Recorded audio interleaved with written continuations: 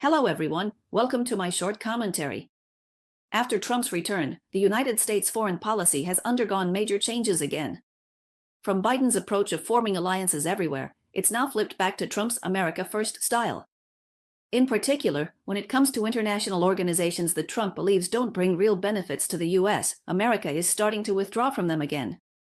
On July 22, the U.S. State Department announced that, due to what it sees as anti-Israel bias and other reasons within UNESCO, the U.S. will once again withdraw from this organization. And this is just 2 years since the last time the U.S. rejoined UNESCO.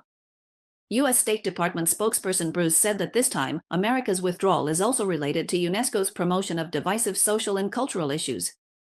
According to procedure, the U.S. decision to withdraw will officially take effect at the end of December 2026. In response, UNESCO Director General Audrey Azoulay said she deeply regrets the U.S. decision to leave the organization, but also, it's not surprising that the U.S. is doing this, they were already prepared for it. Azoulay refuted the U.S.'s statements, saying that their claims do not align with UNESCO's work, especially in areas like combating anti-Semitism. She said UNESCO will continue to fulfill its mission and welcomes participation from countries around the world, and that the U.S. is welcome now and in the future. Previously, the U.S. has already withdrawn from UNESCO twice. The last time was during Trump's first term. In October 2017, Trump ordered the withdrawal, but later, under the Biden administration, the U.S. rejoined in 2023. In July 2023, the U.S. officially resumed its status as a member of UNESCO. During the related vote at the end of June that year, China voted against it. At the time, the Chinese representative emphasized that the U.S.'s failure to pay its dues on time was not due to uncontrollable reasons, but rather because they were following their own domestic laws and regulations. The purpose of member states joining UNESCO is to cooperate and contribute to peace. The purpose of joining UNESCO is not to confront, not to resist or counter the influence of any one country. Reuters believes that Trump's decision to withdraw again was a blow to UNESCO, while the Associated Press said that the U.S. withdrawal would have a significant impact on the organization. However, in recent years, UNESCO has been actively broadening its financing channels, and the proportion of funding from the U.S. has already dropped to 8%. UNESCO still expects to keep running. The U.S. treats international organizations as if it can come and go as it pleases, showing no respect at all.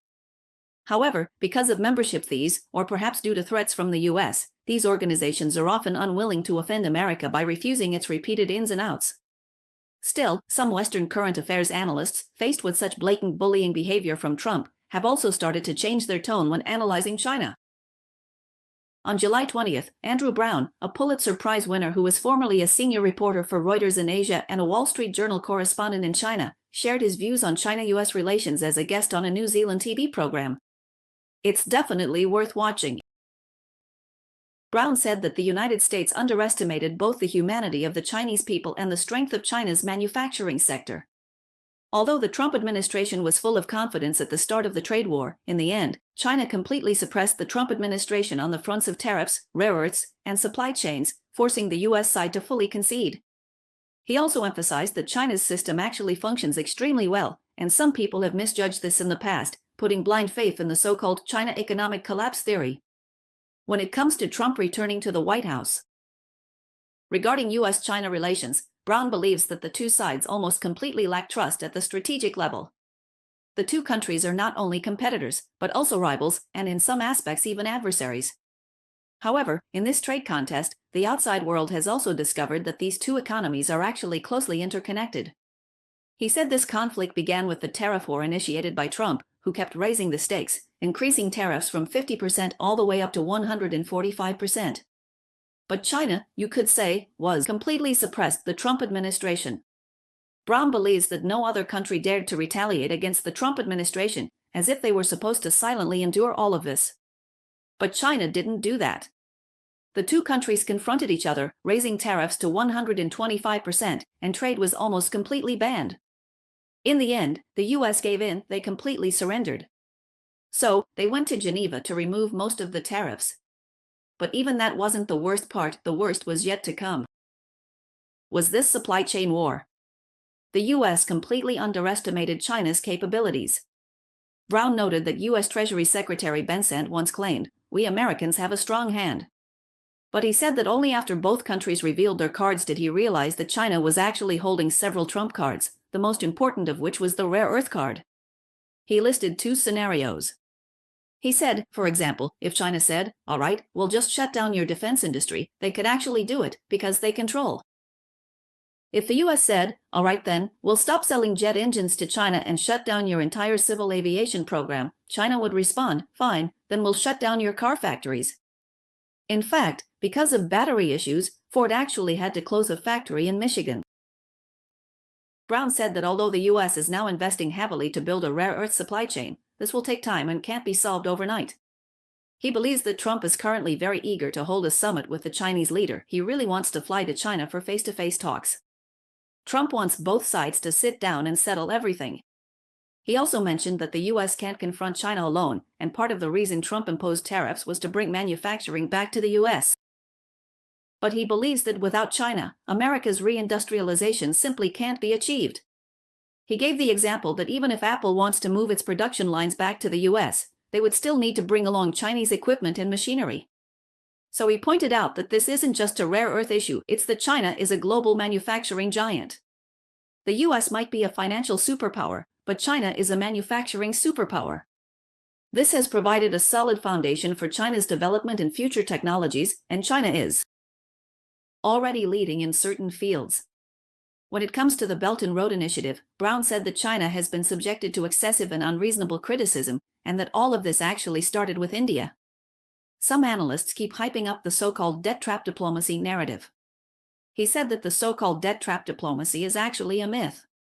China is providing public goods to the world, such as in the area of clean technology, while the US has already withdrawn from the process of energy transition. He said that if you're in Latin America or a Middle Eastern country and you want access to clean technology, you'll definitely turn to China, right? This is kind of like the battle for hearts and minds during the Cold War. China is far ahead of the US among developing countries, and this is also an important trend. As for the China-US tech competition, Brown pointed out that, according to data from the Australian Strategic Policy Institute, ASPI, China is leading in 47 out of 51 technologies that are expected to define the 21st century. He also mentioned that, in the field of artificial intelligence, all the tech giants in Silicon Valley have invested billions of dollars in large language models. However, a small startup from Hangzhou has launched DeepSeek, and the first reaction from Americans was, "Oh my God, they must have stolen our technology." But that's not the case. In fact, China has a huge number of engineers who are constantly making breakthroughs. Brown believes the Chinese companies are extremely good at absorbing new things, new technologies, and immediately applying them to production. He also made predictions about future competition between China and the US. He believes that in the field of technology, everything is up for grabs.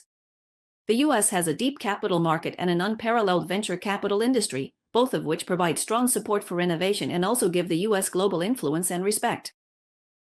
As for China, it is a manufacturing superpower. Just as he mentioned before, he believes that starting from this foundation, China is now beginning to develop its own technology. He also added that we have already seen, in one industry after another, that in one field after another, China is either catching up with the US or running neck and neck with the US, and in many cases, is even widening the gap. He said, "I will not underestimate America's strength, nor will I underestimate the innovation capabilities and intelligence of American tech companies, but I absolutely will not underestimate the challenge coming from China either." Brown said that China is extremely focused, and its system operates exceptionally well. In the past, some people misjudged this, even thinking that China's socialist market economy would collapse.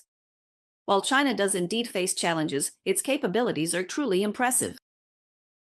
To sum up simply, first, does Brown from the mainstream Western media still hold some biases against China in certain areas? For example, on issues like the South China Sea dispute and democracy and freedom, there is still quite a bit of criticism towards China. But at least these Western observers are starting to show a more rational side and have to admit China's technological leaps.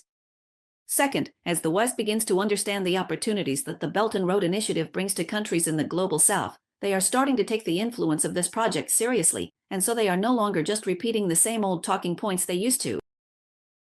They've now shifted the debt trap narrative onto the Indians, which really sounds like they're trying to shirk responsibility. If it was just something the Indians were saying, then why did Brown, when he was a journalist, chase after the Chinese Foreign Ministry spokesperson every day to press on this issue? So this just highlights how they keep coming up with different narratives, all to serve Western ideology and interests. When these narratives no longer serve Western interests today, they just push them onto the Indians. The bottom line is that China's technological strength has already made some of these biased people start to acknowledge China's achievements in certain fields.